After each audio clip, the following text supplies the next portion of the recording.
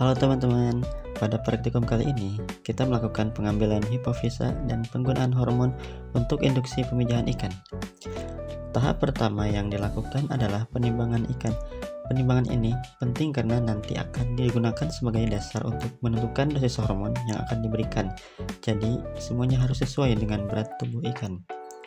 Setelah itu kita lanjut ke perhitungan dosis hormon.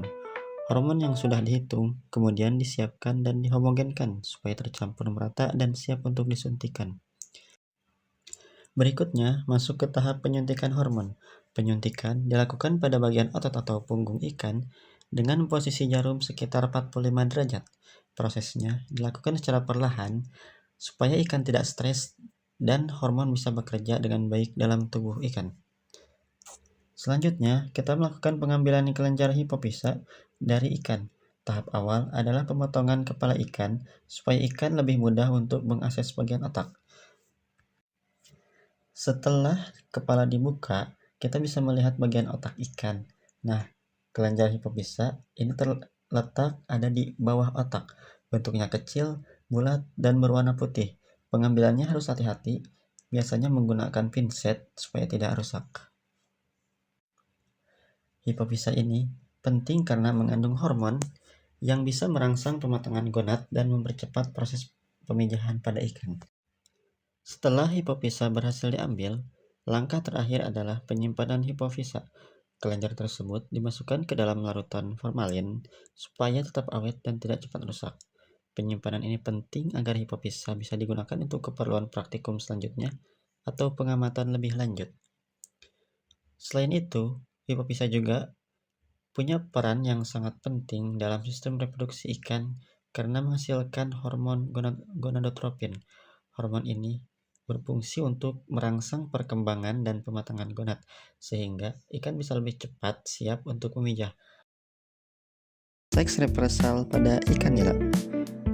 Seks reversal adalah salah satu teknik dalam budidaya ikan yang digunakan untuk meningkatkan produktivitas dengan cara mengarahkan jenis kelamin ikan sejak fase awal. Proses ini dilakukan saat ikan masih berada pada fase larva, ketika gonad masih dalam tahap perkembangan awal sehingga masih bisa dipengaruhi. Pada praktikum ini, kita mulai dengan tahap pembedahan ikan untuk mengambil gonad. Prosesnya dilakukan dengan menggunting bagian perut mulai dari lubang anus ke arah atas secara perlahan. Harus hati-hati ya, karena kalau terlalu kasar gonad di dalamnya bisa rusak.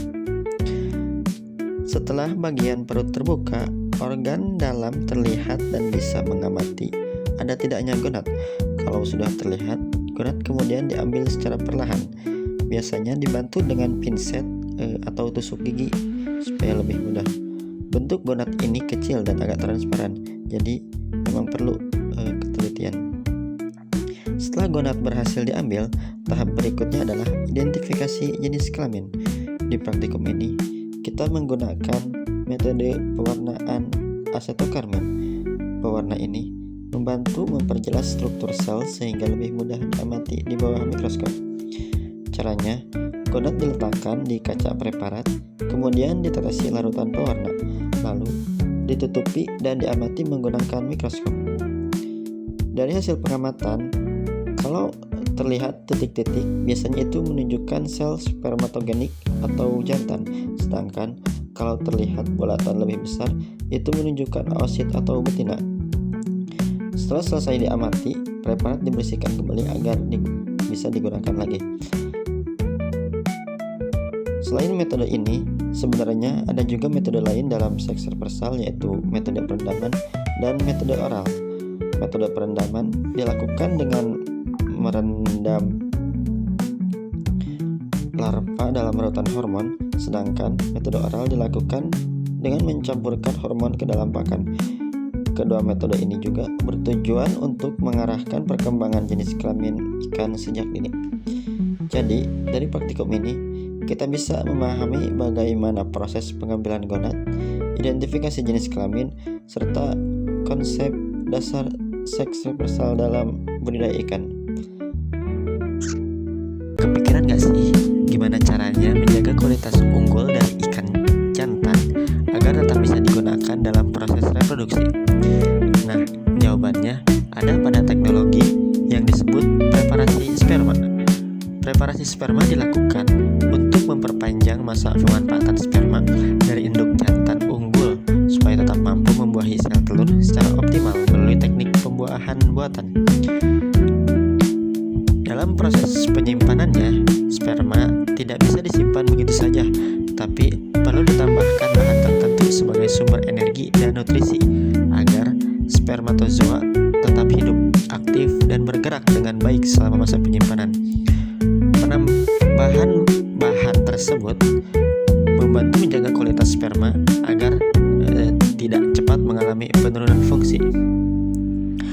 Ngomongin soal keaktifan sperma, ada istilah penting yaitu motilitas.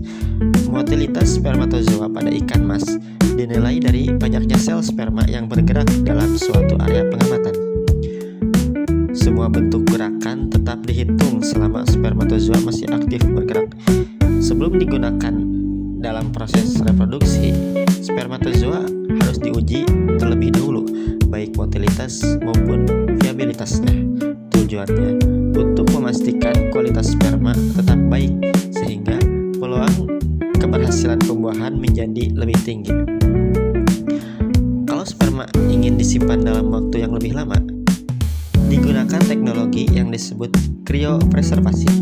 Kriopreservasi merupakan metode penyimpanan sperma pada suhu sangat rendah agar sel tetap hidup meskipun dibekukan. Teknik ini biasanya diterapkan pada sperma dari induk jantan unggul yang sudah matang gonad untuk menjaga kualitasnya dalam jangka panjang. Penyimpanannya menggunakan nitrogen cair dengan suhu mencapai -196 derajat Celcius. Pada suhu ekstrim tersebut, aktivitas biokimia dan metabolisme sel berhenti sementara sehingga sperma dapat bertahan tanpa mengalami kerusakan. Kondisi ini membuat kualitas sperma tetap terjaga hingga siap digunakan kembali kapan saja.